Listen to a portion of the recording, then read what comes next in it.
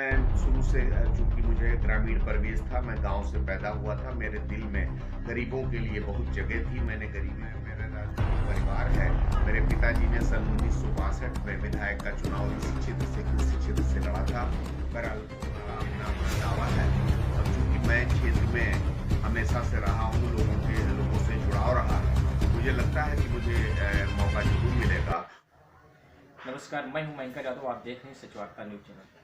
इस समय हमारे साथ मौजूद हैं ऐसी शख्सियत जो फतेहपुर कुर्सी विधानसभा के अंतर्गत आती है और भारतीय जनता पार्टी के नेता भी हैं और कुर्सी विधानसभा से तैयारी भी इस बार की कर रहे हैं।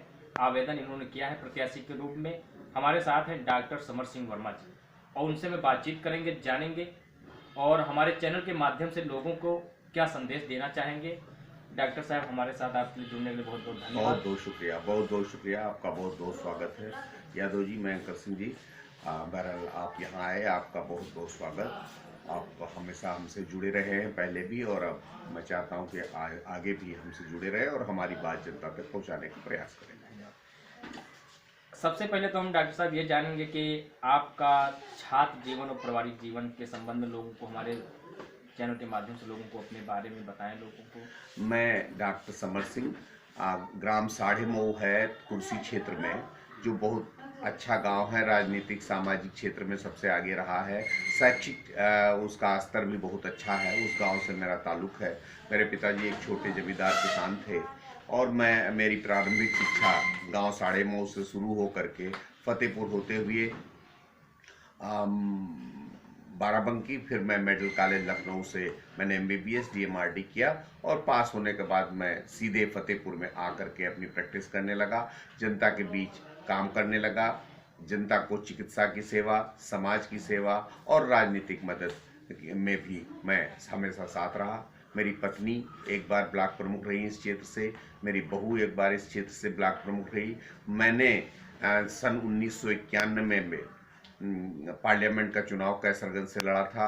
बहरहाल मैं फिर नौकरी में चला गया और उसके बाद अब मैं जब नौकरी से सेवानिवृत्त हुआ तो मैंने फिर से राजनीति में भाजपा का दामन थामा है। मोदी जी के, योगी जी के अच्छे कामों से जो देश आगे जा रहा है, उसी में मैं भी कंधे से कंधा मिलाकर साथ चलना चाहता हूँ। डॉक्टर साहब, लेकिन आप जब उस जमाने में एमबीबीएस की डिग्री धारण किए थे और आप साढ़े मऊ के निवासी हैं और साढ़े मऊ ऐसा गांव जो है बहुत ही शिक्षा के तौर में आगे है, हर क्षेत्र में आगे है। साढ़े मऊ ऐसा गांव ही फतेहपुर के क्षेत्र के अंतर्गत आता है जहां पर हर घर में शिक्षित लोग मिलेंगे आपको। लेकिन अक्सर तक एमबीबीएस की डिग्री धारण करने के लिए लोग जो है अक्सर तक शहरों में बड़े बड़े पलायन करते हैं और अपने सेवाएं देते हैं, अस्पताल खोलते हैं सब, लेकिन आपने खास कर ही फतेहपुर क्यों चुना?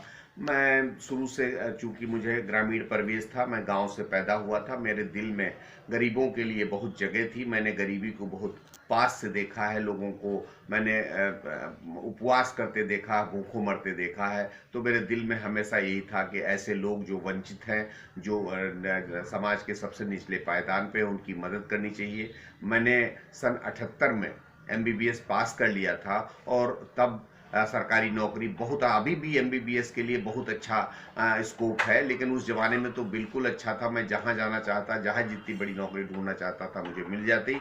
मुझे उत्तर प्रदेश प्रादेशिक चिकित्सा सेवा में मुझे नौकरी मिल भी गई सन 84 में, लेकिन मैंने उसको फोरगो करते हुए अपना यह इस क्षेत्र की सेवा करना अपना कर्तव्य समझा और तभी से मैं यहाँ लगा हुआ हूँ। अगर मैं उस नौकरी में रहता, उस ज़माने में ज्वाइन कर लिया होता, तो शायद मैं डायरेक्टर होकर के, और जो सबसे बड़ी पोस्ट होती है हेल्थ विभाग की, उसको उसको मुझे मिलती, क्योंकि मेरी उम्र बहुत कम थी। लेकिन फिर भी मैंने उसको फोरगो करते हुए समाज की सेवा करने का बीड़ा उठाया। यहाँ पर गरीबों के साथ, मजदूरों के साथ, बुनकरों के साथ और वाल्मीकि समाज के साथ मैंने बड़े बड़े आंदोलन किए और बहरहाल उनकी समस्याओं को सुलझाया और उनकी उनकी जो भी समस्याएं थी उनमें मैं आगे आगे उनको सुलझाने में रहा। राजनीतिक की पारी आपने कहाँ से शुरुआत की? राजनीतिक पारी मेरा राजनीतिक परिवार है। मेरे पिताजी ने सन 1962 में विधायक का चुनाव इसी क्षेत्र से, कुर्सी क्षेत्र से लड़ा था। बहरहाल मेरे बहनोई 3 बार विधायक हुए, बाराबंकी क्षेत्र से सदर से, एक बार राज्यसभा विधान परिषद के सदस्य हुए, और इसी के साथ उनके साथ रह करके मेरे मन में भी राजनीतिक थोड़ी सी चेतना शुरू से रही। मेडल कॉलेज में पढ़ता था तब भी मैं छात्र जीवन में भी वहाँ पर मेडल कॉलेज में राजनीतिक और सामाजिक गतिविधियों में आगे आगे रहता था। बहरहाल यहाँ जब फतेहपुर में आया तो लोगों को मैंने संगठित करने का प्रयास किया, गरीबों को संगठित करने का प्रयास किया। डॉक्टर साहब, जैसे कि हमारे चैनल के माध्यम से लोगों को बता रहे हैं कि राजनीति गरीबों की सेवा को हमने चुना है, और गरीब के प्रदेश में मेरा जन्म हुआ। 9.5 गाँव एक गांव भी है, और ग्रामीण प्रदेश में मेरा पालन पोषण भी हुआ। उसी को समस्या को देखते हुए हमने इस सेवा को चुना।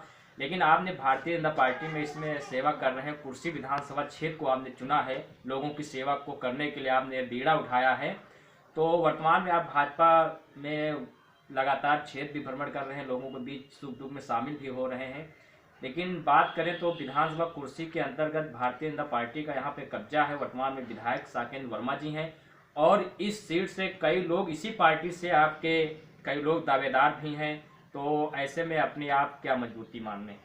हाँ, बहरहाल सबका अपना अपना दावा है, और चूंकि मैं क्षेत्र में हमेशा से रहा हूँ, लोगों से जुड़ाव रहा है, मुझे लगता है कि मुझे मौका जरूर मिलेगा, और मैं अपने को सबसे इसमें उत्तम मानता हूँ। जितने लोग इस समय लड़ाई में शामिल हैं, जितने लोग भाजपा के टिकट के लिए प्रयासरत हैं, मैं समझता हूँ वो भी सब अच्छे हैं, लेकिन उन सब में अगर सबसे बेहतरीन कैंडिडेट ढूंढा जाए तो मैं अपने आप को सबसे बेहतरीन कैंडिडेट समझता हूँ, क्योंकि मैंने इस क्षेत्र की बहुत दिनों तक सेवा की है, बहुत लोगों का उपकार किया है, और आगे भी मेरी सेवा करने की तमन्ना है। मैं चाहता हूँ मुझे भाजपा अपना कैंडिडेट बनावे, ये मेरा निवेदन है उनसे, और बहरहाल पक्का ये है कि अगर मुझे मिला टिकट तो मेरी जीत सुनिश्चित है।